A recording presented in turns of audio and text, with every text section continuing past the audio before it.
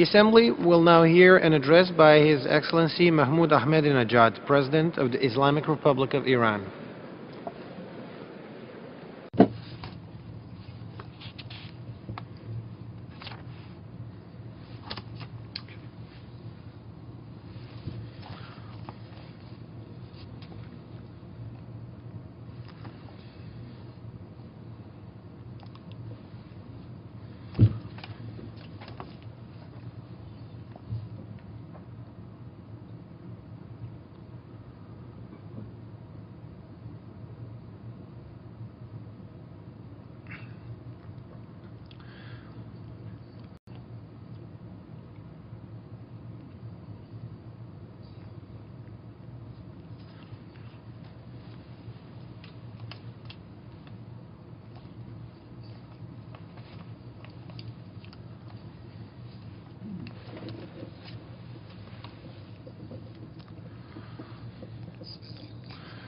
In the name of God, the compassionate, the merciful, O God, hasten the arrival of your beloved chosen, and grant him good health and victory, and make us his followers and those who attest to his rightfulness.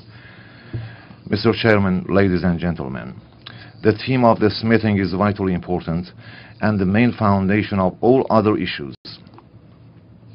Regulating sound social relations, establishing order, justice, freedom, peace, and sustainable security, prosperity, and public welfare, and securing the rights of the public are dependent upon the absolute rule of law, and its various aspects needs to be into consideration. 1. Lawmaking is a sacred task, and God, who is the most righteous and the wisest, is a lawmaker himself. The nature of law should be just and based on wisdom.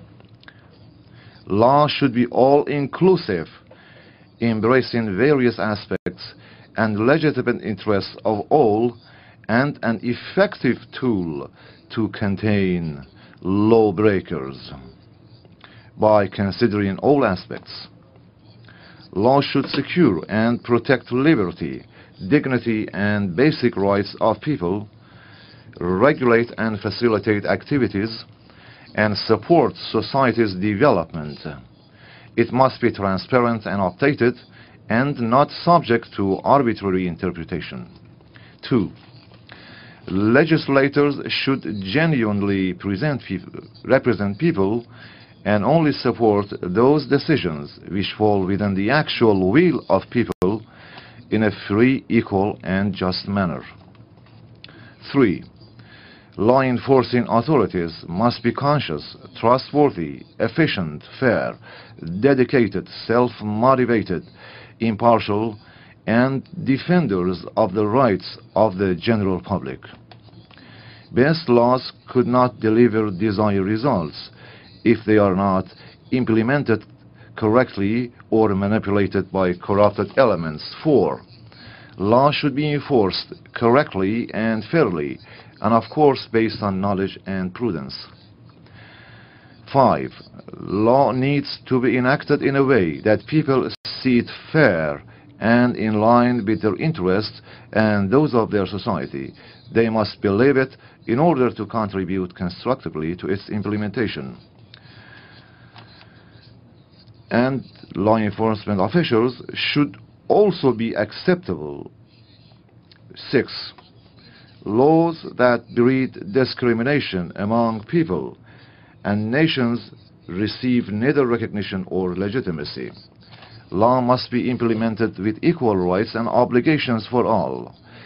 Discriminatory privilege of the veto right enjoyed by some members of the Security Council lacks legitimacy, and that is why the Security Council has failed to establish justice and ensure sustainable peace and security in the world. We have witnessed that some members of the Security Council with veto rights have chosen silence with regard to the nuclear warheads of a fake regime, while at the same time they impede scientific progress of other nations. They themselves wrongly invoke the UN Charter and misuse freedom of speech to justify their silence towards offending the sanctities of human community and to divine prophets. They support these offenders, infringe upon others' freedom, and allow sacrilege to people's beliefs and sanctities, whilst they criminalize posing questions or investigating into a historical issue and put to jail the researchers. 7. In the name of freedom and maintaining the international security, they violate the basic rights and freedoms of other nations while imposing their own will on them. 8. Legislatures and law enforcement officials should not be influenced or dominated by particular parties, groups, or centers of powers. Mr. Chairman, colleagues, ladies and gentlemen, I would like to present the following proposals for a better and more effective rule of law in international relations. 1.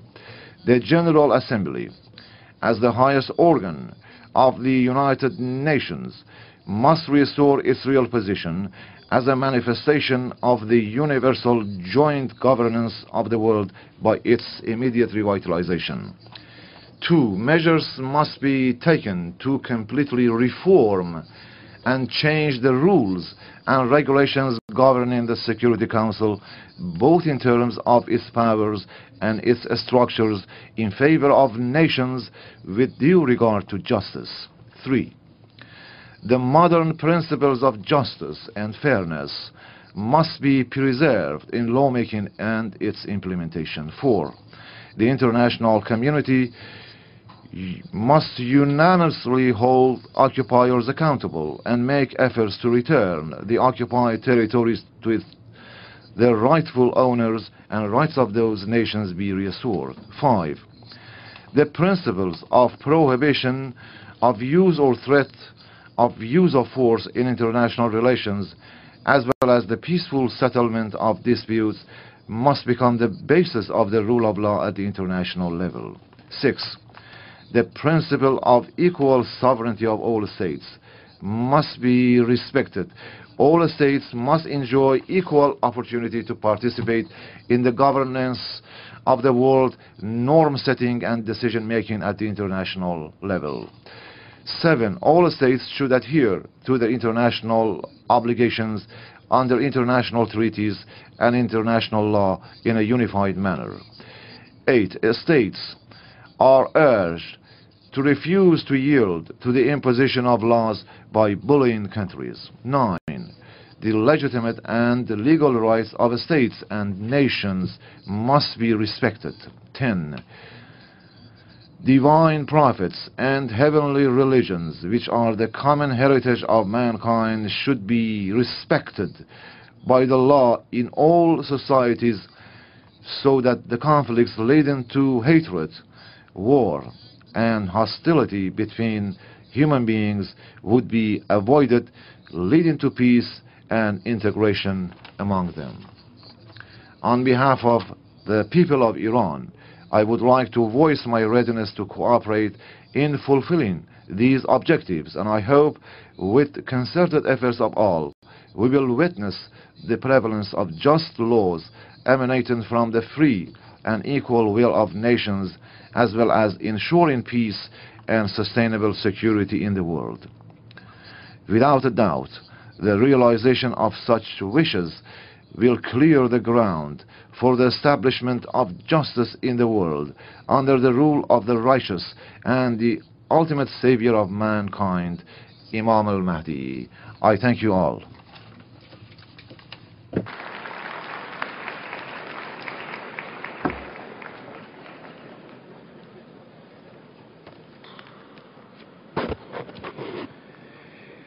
I thank the President of the Islamic Republic of Iran